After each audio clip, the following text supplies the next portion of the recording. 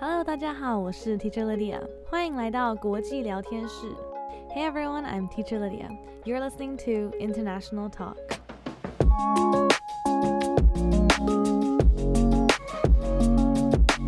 今天很开心可以和台湾德国混血儿 Lili 聊天。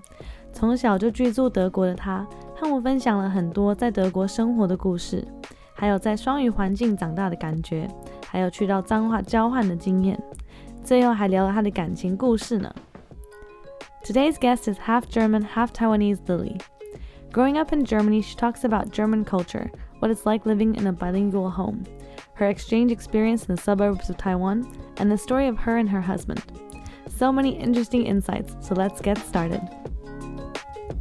Welcome, Lili. Thank you so much for being here today, and thank you for coming to talk to us. Yeah, thank you for having me. So I'm going to start with the basic question that I always ask everyone. Where are you from?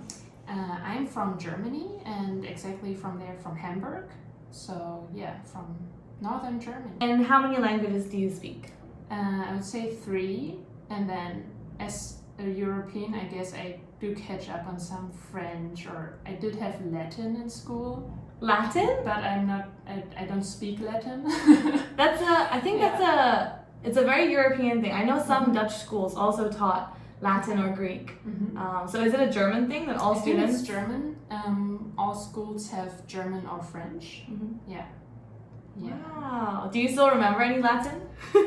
Alea jacta est. What does that mean? The dice have fallen. Like you roll the dice and then you have a number. So it's like your fate has been decided. Can you say it again? Alea jacta est. Alea jacta est? I think it should be correct. That's so cool. I've never met someone who could teach me Latin before. That's really interesting. Yeah. I had 5 years and I was really bad, so I'm not a good teacher. But still, it's already amazing that you can speak it, or at least understand it. Yeah, and the other languages, like the ones that I actually speak, are obviously German and Chinese and English. The first thing is you did mention that you grew up speaking Chinese with your mom and German with your dad. Yes, I assume? Correct. What do you think it's like? So a lot of my listeners don't grow up in a bilingual family. What do you think are the advantages of growing up in a bilingual family? For me, I think for everyone, probably this is quite different. For me personally, I really enjoyed as a child. Like I didn't have any obstacles to use the language with my mother, so it was easy, and I liked that I feel like I could speak a language that kind of contains my heritage. So I felt more Taiwanese in a way. Since I grew up in Germany, I often felt like, Taiwan is so far away. So it connected me to that place a little bit. And I think as I grew older, it helped me to have more perspectives. Like I automatically had at least 2 perspectives on like political issues or whatever in the world. I would probably view it from more angles than maybe not growing up with a second language and like this cultural background. Yeah, and I just knew 2 languages. Like always an advantage. I think as we talked, like reading and writing is quite hard in Chinese, but the grammatical constructions, a lot of them I think I just know, and I don't have to think about them, and that's nice. Yeah. I think, yeah. It comes naturally. Yeah.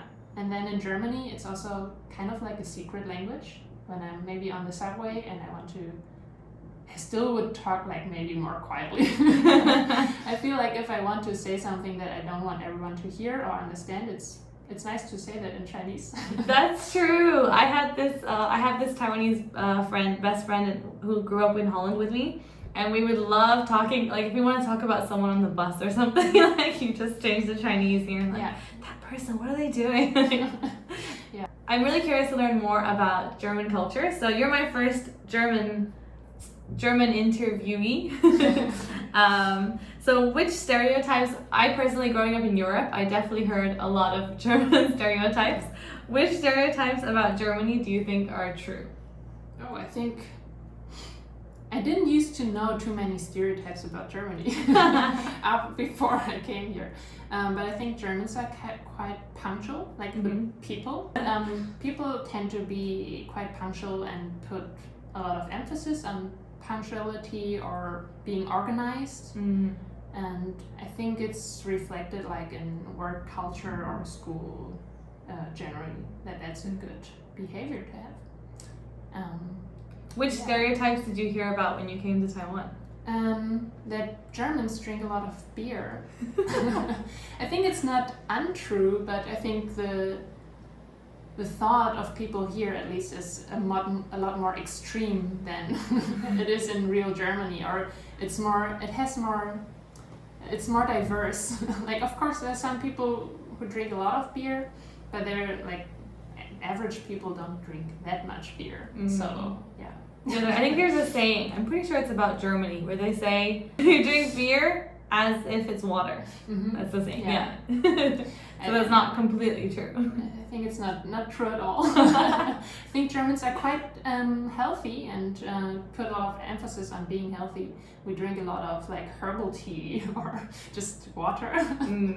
But I think there's more of a habit of if we go to alcohol, maybe with friends and drink some alcohol, it's most often beer. It's like the go-to drink. Yeah. It's like, I guess, wine in France. People choose probably, wine more than they would choose beer. Oh yeah. But that doesn't mean that they drink it all the time. Speaking of Berlin, you lived in Berlin for how long? Almost 9 years, like maybe 2 or 3 months less. Yeah.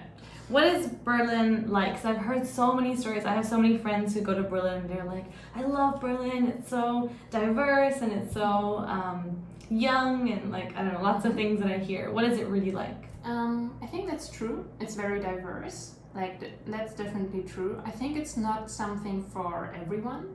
Like I know people who visited me who didn't like it very much. It was because for them, I think some other things stand out more. Like it's dirty, people can be quite impolite because they're very direct, or just weird people because it's so diverse. They're really weird people sometimes, depending on the area, but there can be so many weird people.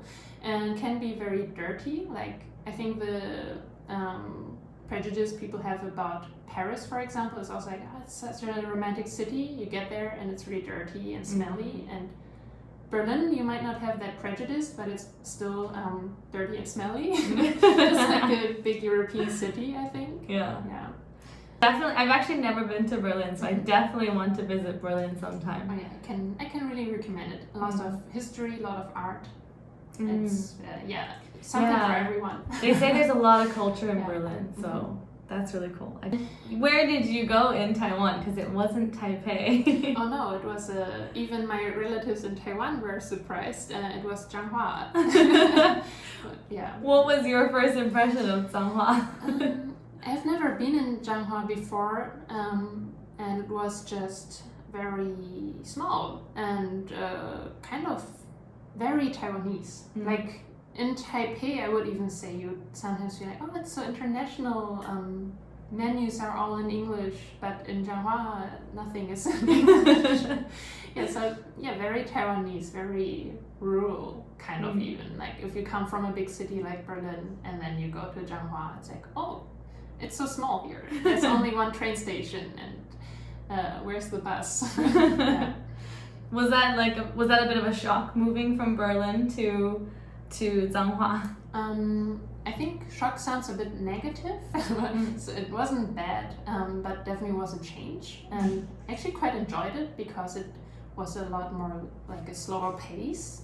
Since I couldn't get so many places so easily, I would just maybe walk around in the area with my friend, and just enjoy being there and having a lot of things organized, which is really nice in Taiwan. People just organize things for you if you study as an abroad student.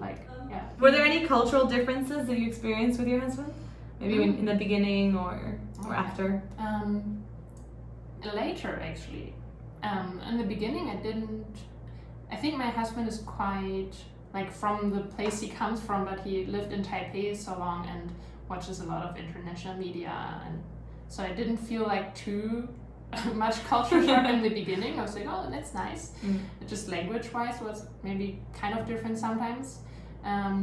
But then later we had some misunderstandings, for example, being too indirect, like him, the Taiwanese side, and the German side being super direct, more or less, and also expecting, like not thinking about them not being indirect.